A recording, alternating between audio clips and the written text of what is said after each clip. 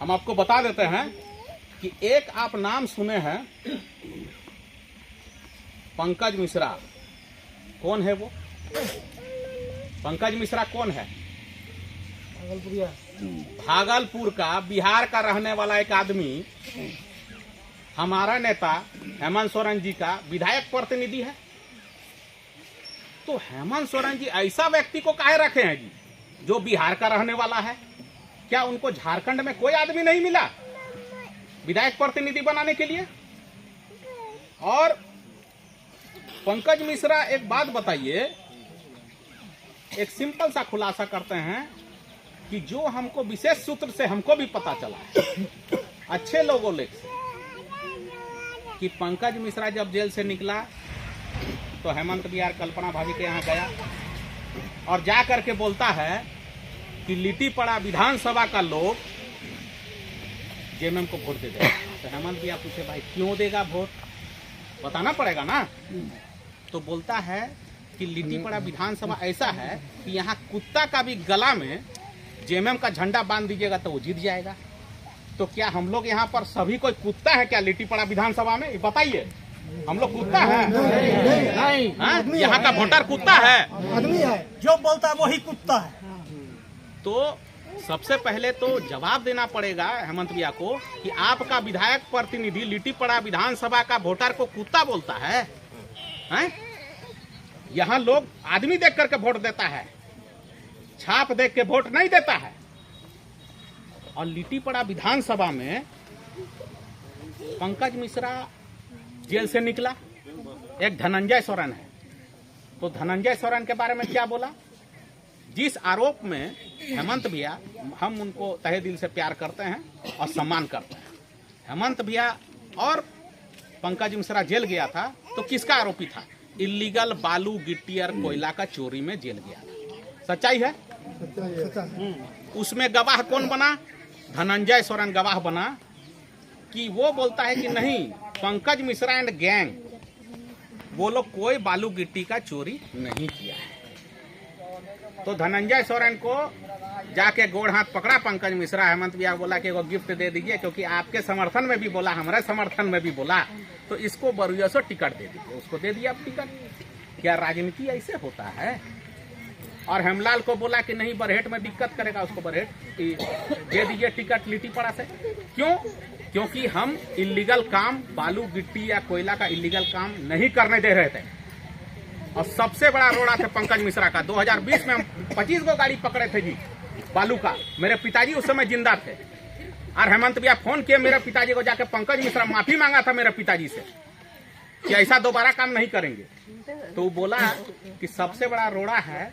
जा करके हेमंत भैया को बोलता है कि देखिए आपका सरकार तो नहीं बनेगा, तो आपको कहीं से तो पैसा चाहिए, तो ये लीजिए कुछ 1-2 करोड़ रुपया दिया। चाहे हेमंत भैया या कल्पना भाभी को दिया, ये विशेष सूत्र से हमको भी पता चला। तो वो पैसा दिया और पैसा देने के बाद बोलता है कि आपको महीना में 5 करोड़ रुपया हम कमा के देंगे। कहाँ से? पाकुड़ जिला से। किसका काम? तो इल्लीगल बालू गिट्टी और कोयला का बालू चोरी करके। वो किसको देगा? ऊपर में अपना बॉस को। तो साल का हो जाता है 50 करोड़, अब 5 साल का हो जाता है 250 करोड़। अब इसमें कौन सा मनमोहित हो गए हुजूर कि आप पंकज मिश्रा के कहने में ये टिकट दे दिए कि नहीं, दिनेश मरांडी इलीगल काम नहीं करने देता है तो हेमलाल इलीगल काम करने देगा, तो आप हमको हेमलाल को टिकट दे दीजिए, आपको हम 5 साल में 250 करोड़ रुपया कमा देंगे। ये बात का चर्चा लोगों के बीच में है। जनता जवाब चाहती है कि आखिर कितना दिन इलीगल काम करने दीजिएगा ये पंकज मिश्रा को। 1200 करोड़ का तो लूट लिया साहेबगंज में, अभी पाकुड़ घुस रहा है। अरे जब तक दिनेश मरांडी है, चाहे विधायक रहे या ना रहे, पंकज मिश्रा गैंग को एक रत्ती इलीगल काम नहीं करने देंगे। हम चैलेंज करते हैं।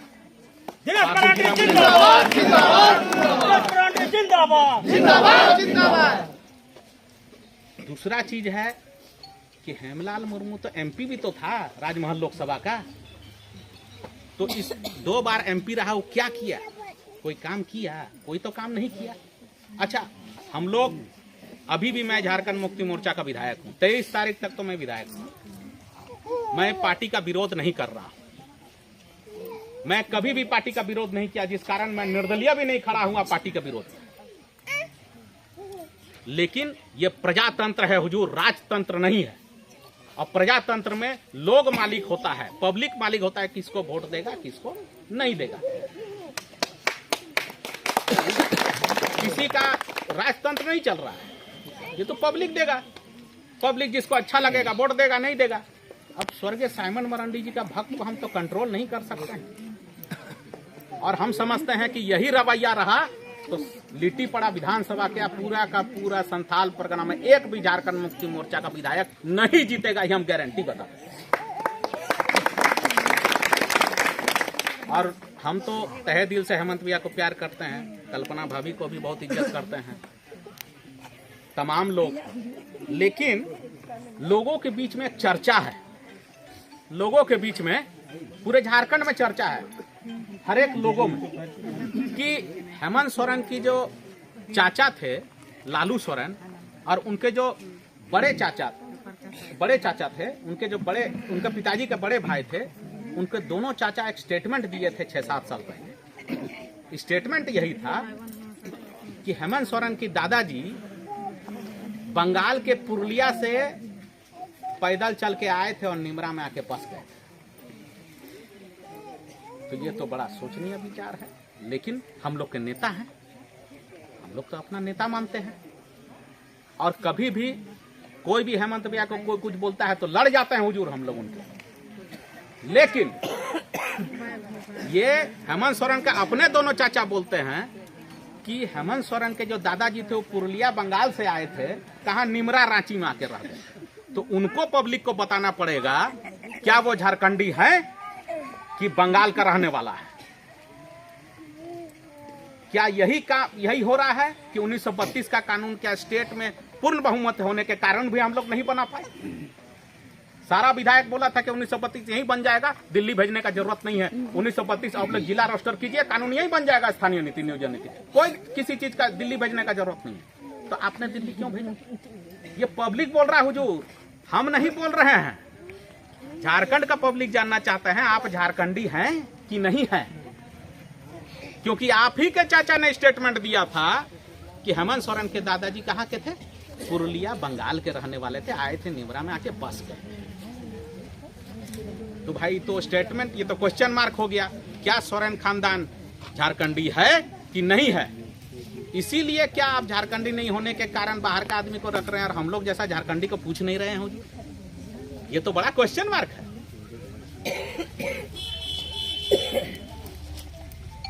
आने वाला समय में ये निश्चित है कि ये जो जनता है ये निर्णायक होता है, और अगर हमारा नेता ही झारखंडी नहीं है तो उनको प्रूफ करना पड़ेगा कि झारखंड के हैं कि नहीं। और दूसरा चीज, यहाँ का जनता बाहर का विधायक को चूज करने नहीं जाने वाला है जो गोड्डा का रहने वाला है। पार्टी में मेरे पिताजी को नहीं बनाए थे, और शिबू सोरेन अगर बनना है हेमंत भैया को तो दिल आपको बड़ा रखना पड़ेगा। अरे दाढ़ी तो सब रख लेता है, दाढ़ी तो सब रख लेता है हुजूर, लेकिन दिल आपका बड़ा नहीं है, तो दाढ़ी बढ़ाने से आप कभी शिबू सोरेन नहीं हो सकते।